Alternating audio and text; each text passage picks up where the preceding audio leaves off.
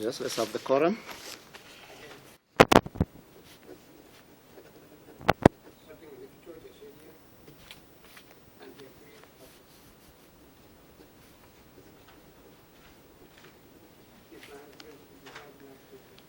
If I remember, you. I do appear for the fifth respondent. My colleague Mr. Weche is appearing. I don't know how long it is. It may probably take more than an hour. I was just told that Against the attackers until the Elite Lake Squad of the General Service Unit arrived late in the evening, leading to many casualties. The report further confirmed that in March 2015, intelligence warnings of an imminent attack on education institutions in Kenya had widely been disseminated, and most universities had gone on high alert. Annette Bogo stated that the police failed to discharge their duties diligently and professionally before, during, and after the attack, in accordance with their mandate under Article 244 of the Constitution of Kenya and Section 24 of the National Police Service Act. Additionally, that the deployment of army officers in the circumstances was in contravention of Article 241 of the Constitution, which requires that such deployment is to assist and cooperate with other authorities, followed by a report to the National Assembly, which was not done. She contended that the respondents violated Articles 26, 29, 241, and 244 of the Constitution, and Section 24 of the National Police Service Act. She urged that the respondents are hence liable for the material loss and damage suffered by the petitioners and the estates of their children. The petition is also supported by the affidavit of Stephen Mwangi, sworn on 14th of November 2019. He averred that he was then the Secretary General of the University Union and that he lost his sister Joyce Wakiru in the Garissa terrorist attack. He stated that at the time of the attack, he was a second-year student pursuing a bachelor's degree in information sciences and was waiting to sit his exams. He averred that in December 2014 or thereabout, they received threat-filled letters dropped along Garissa Road adjacent to the university, warning all non-Muslim students to vacate the university or risk facing a similar fate as that of the Bas and Kwale terrorist attacks in Mandera in the year 2014. He averred that in March 2015, security personnel drawn from Garissa police station held a meeting with student leaders, and students were assured of their security. Thereafter, alert notices warning of imminent terrorist attack to a university or institution of higher learning in Kenya were dispatched to all universities and prominently displayed in their notice boards. On the material day, he was able to escape the attack by hiding in a wardrobe. The escape of other students was, however, hampered by the manner in which the student hostels were constructed. He blamed the respondents for being complacent. In further support to the petition, the second petitioner, Agnes Wahithe Mwangi, duly authorized by her co-petitioners, swore an affidavit on 14th November 2019 and stated that she brought the petition on her own behalf and on behalf of parents of Garissa University College students and the estates of the deceased students. From grenade wounds on his left thigh and back, as well as bullet wounds on his right thigh and right side of the neck. He was treated at Kenyatta National Hospital. His current condition reveals a fair healing status, albeit with enduring challenges, continues to experience pain in his lower ribs, particularly during exertion such as walking. His ability to stand or walk for prolonged periods is very limited, and he faces difficulty in lifting heavy objects. Medical evaluation has determined a permanent incapacity of 15%, affecting his lower limbs, alongside the visible scarring at the sites of injuries. And these injuries have inflicted severe damage to his soft tissues, contributing to his ongoing physical limitations and discomfort. Lastly, James Mudhengi sustained injuries and received treatment at Kenyatta. A bullet wound on his right leg, injury on his right achial tendon, a fracture on his right fibula and tibia, and a degrooving injury on his right ankle. His hearing is fair, but he complains of pain on his right leg during exertion. He cannot walk or stand for a long time. He sustained grievous arm injury and soft tissue injuries. Permanent degree of incapacity is assessed at 5%. On the right lower limb, there is also a soft tissue deformity of his right leg. Disposition. From the foregoing, we are satisfied that the petitioners have proved violations of their constitutional rights by the respondents. We therefore make the following orders. A declaration be and is hereby issued that the state and the respondents have the responsibility to prevent and combat terrorism and to protect citizens from terrorist attacks, and that the state abdicated on this responsibility during the Garissa University College attack. B, a declaration be and is hereby issued that the respondents failed or neglected to take adequate measures to prevent the attack, mitigate the effect of the attack, and or ease the escape and rescue operations. And as a result of their reckless and negligent acts, the petitioners' children lost their lives and their constitutional rights were violated. C, a declaration be and is hereby issued that the petitioner's right to legitimate expectation of police action that was preventive, responsive, expeditious, and efficient before and after the attack, as exposed in Article 244 of the Constitution of Kenya and Section 24 of the National Police Service Act, was violated.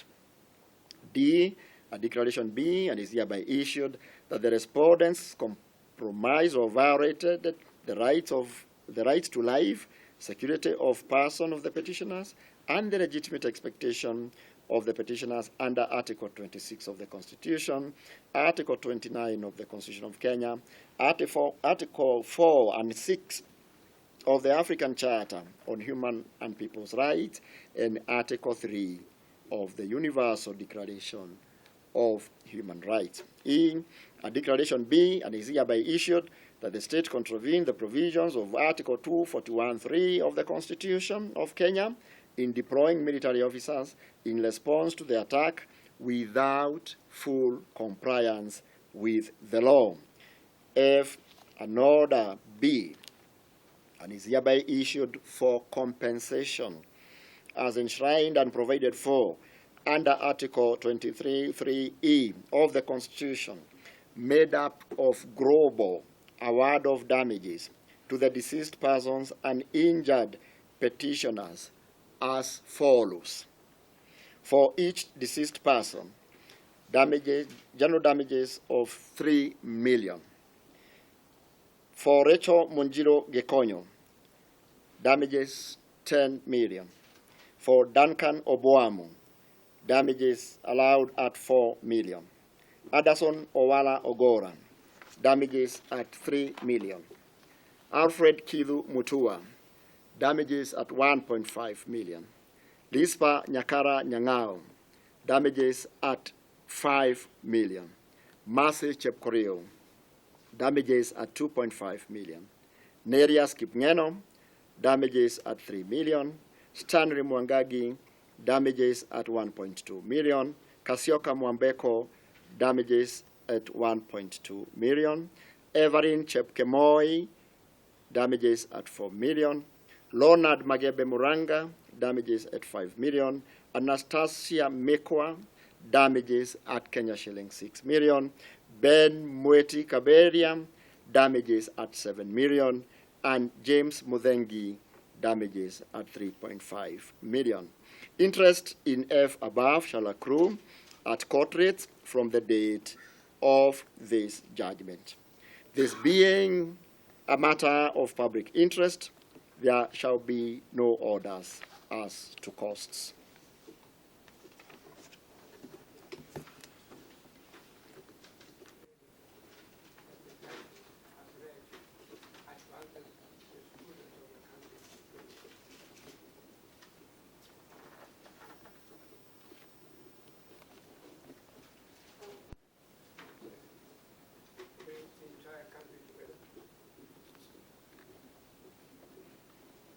Brings the entire country together.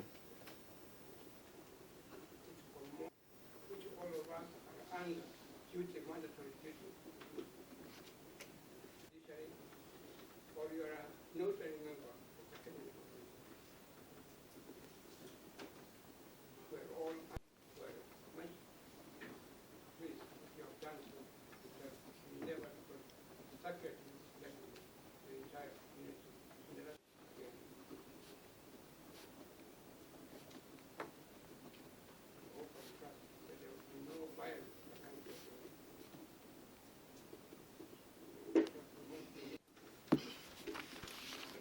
The comment from the council?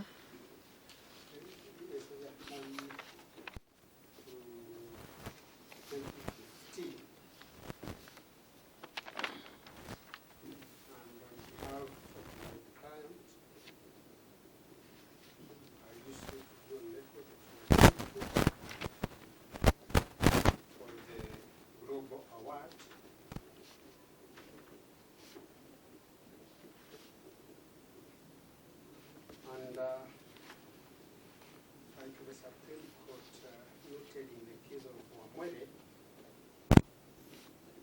versus AG, there are victims even of Garissa University who have hesitated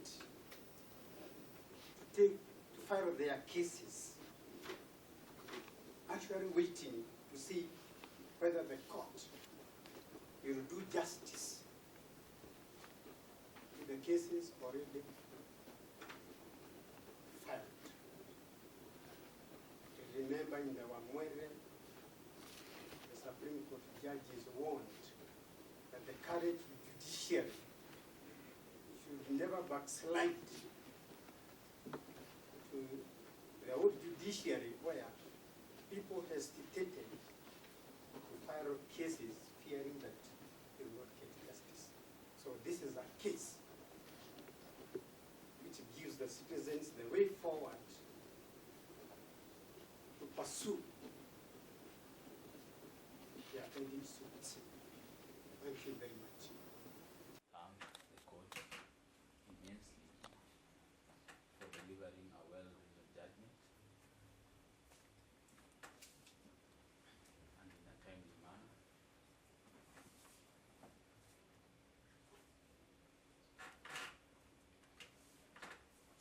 In that regard, we continue to remain much obliged.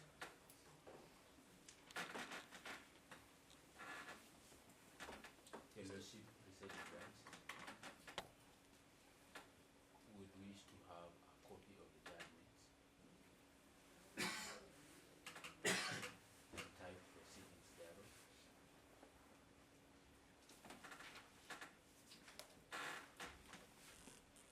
As we confer with our clients,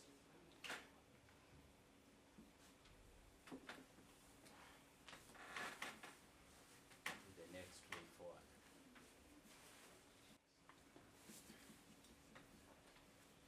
To allow us time to confer with our clients as we discuss the way forward. And I support the sentiments raised by Mr. Major. That's all. What is here to be stated in this matter?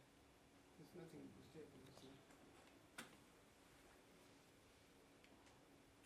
If they want appeal to appeal, Maybe it's about the payment of damages. I think there's an award of payment of damages, and maybe they may want to organize themselves. That will take time for even the court itself to organize itself and so on. They don't need a stay. By that time, we are going to go to appeal. Even go to appeal for stay. Don't have to kind of for stay before. Senior counsel, I need to put this in perspective. Of course, the stay is just an intervening measure, as maybe he consults the clients because there is, for example, payments to be made, so that we can have a middle ground for 30 days. That's what I was looking at. We get a middle ground. We have a stay for 30 days. If there is need, Mr. Weche, for extension of the stay, then a formal application would suffice.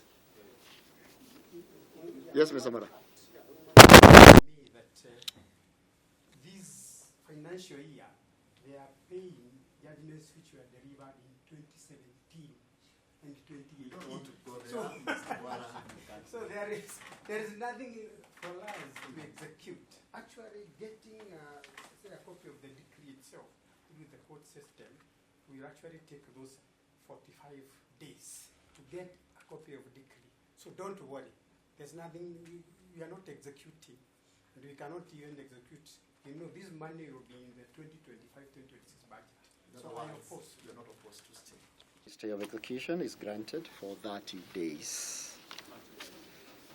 So we also take this opportunity to thank, we also thank everybody else, including the litigants, for making our work easy as we went through this. And we want to wish everyone a good afternoon.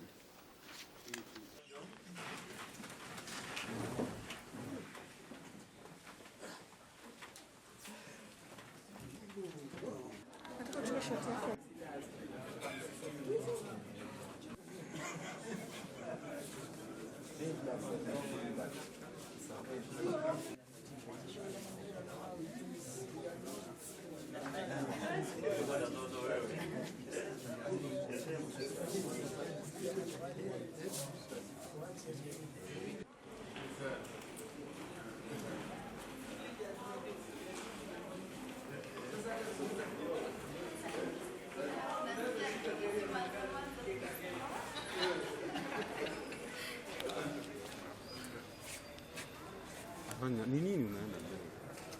Ndio mbele hapo karibu. Hapo tu. Okay. Kwa majina naitwa Recho Gikonyo.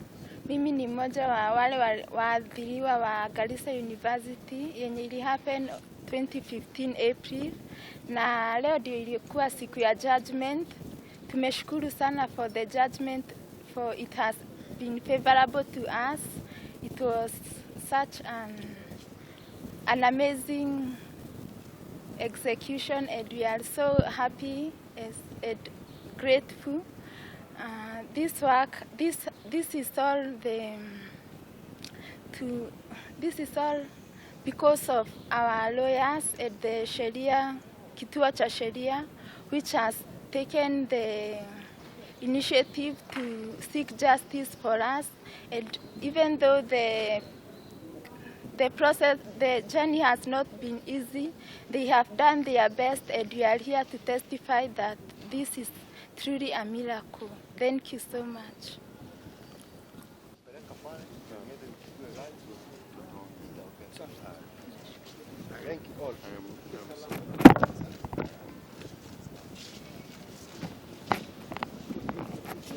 Njeka, parent wa Garissa University, watoto ambao walikufa. Kesi tumekuwa nayo for a long time, since 2017 until today. Ndio imechelewa, but tunashukuru kwa sababu ya judgment ambayo imefanyika. Reward ambayo si nzuri sana, lakini tunashukuru kwa hiyo kidogo. But sioni ni kwa nini government ilidelay kufanya hivyo until today. Ni kitu ambacho hata sisi kama wazazi tungelifikiria that haingekuja hata kortini. But kwa sababu ya utepetevu kwa njia moja ama nyingine imetufikisha hapa. Nashukuru kwa lawyers wetu ambao wamekuwa nasi kutushika mkono mpaka wakati huu. Na wote ambao wameshirikiana na sisi, the counselors ambao wamekuwa nasi kwa muda mrefu sana. tunashukuru sana kwa hayo machache. Asante. Afusa mkoa ya Bushuru. Mimi ni mzazi mmoja wao waliokuwa na watoto Garissa University. Kwa siku ya leo ninashukuru wale wa kituo cha sheria ambao wamesimama na sisi watu tulioteseka kwa miaka nenda rudi. Tulikuwa tunashangaa, tumetembea njia hii, hata wengine tulikuwa hatujui Nairobi. Hii maneno imefanya tumejua Nairobi. Unatoka nyumbani hata ujui utaenda kuingia wapi, saa zingine fare inakusumbua. Lakini mawakili wetu wa kituo cha sheria narudia kusema kwamba asanteni, hata tunawaombea Mungu aongeze miaka. Kaminwa, Mungu akuongeze miaka na wenzako. Mmefanya kazi mzuri.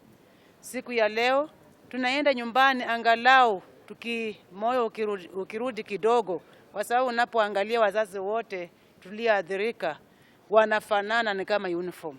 Yaani kwa hivyo serikali nayo ni kitu ambacho kilikuwa kimejulikana, na sijui ni kwa nini serikali ilikuwa inakaa ikichelewa hivyo, ni kama kitu chenye hakijulikani. Sisi tunaomba kwamba maneno yote ikitokezea, serikali iwe inasimama mara moja na kufanya, kwa sababu ni kitu ambacho walikuwa wamejua. Tumetembea njia mpaka tumeishiwa, yaani uchungu ikaongeza kwa ingine, lakini kwa siku ya leo nashukuru Mwenyezi Mungu. Labda tuende tupumzikeko tena, na tazidi kuombeana na tuombee serikali yetu. Maneno kama haya isije tena ikaendelea kuonekana au kupatikana katika nchi ya Kenya. Ni machungu makali sana ambao hatuwezi kusahau, lakini tunashukuru Mungu siku ya leo. Kaminwa, Mungu awabariki. Ni hayo tu. Kituo cha sheria, we supported the families and we are happy with the outcome of the court case. We are more particularly happy that the court found that the state was culpable, and the court went further and found that there was sufficient information and intelligence of the imminent Garissa attack. And it is on that basis that the court found that these victims of Garissa University ought to be paid damages. We are pleased with the damages that the court has awarded. An example is Rachel, who has been awarded 10 million shillings. Indeed, an award of damages cannot bring back life, but we are happy that this is an acknowledgement that the state failed in stopping the Garissa attack. Thank you very much. It was filed for the public interest. And one of the issues that we were raising was whether the deployment of the Kenya Defense Forces was proper at Garissa University. And the finding by the court was that it was unlawful. And I think this has a bearing on the current protests that are taking place, that once the Kenya Defense Forces are deployed in an environment where there are civilians, then a report ought to be made to the National Assembly. So this is good jurisprudence that is coming from the court. It advances the rule of law and constitutionalism, because that is provided in our constitution. So apart from this petition addressing the issue of compensation for victims of the Garissa attack, it also has a bearing on the conduct of state agencies, the army, in future deployment.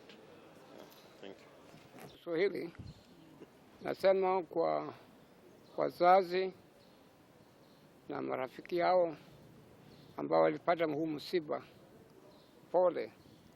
Kama mmoja wetu aliposema, pesa si kitu ambacho kinaweza kuchukua, kinaweza kuleta amani.